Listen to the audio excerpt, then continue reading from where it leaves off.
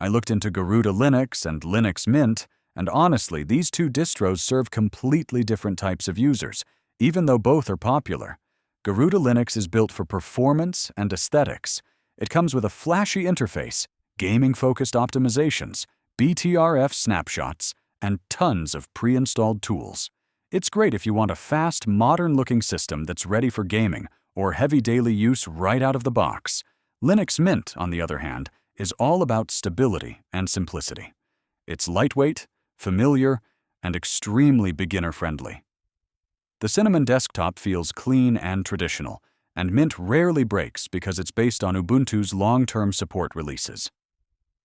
If you want something stable for everyday work, browsing, office tasks, or coding, Mint is one of the safest choices. Where Garuda wins is speed, visuals, and features for power users. But it can feel heavy, and the rolling release model means you need to be comfortable with frequent updates. Linux Mint wins on reliability, low resource usage, and long-term consistency. So which is better? If you want a flashy, performance-first distro for gaming or customization, Garuda is the better pick.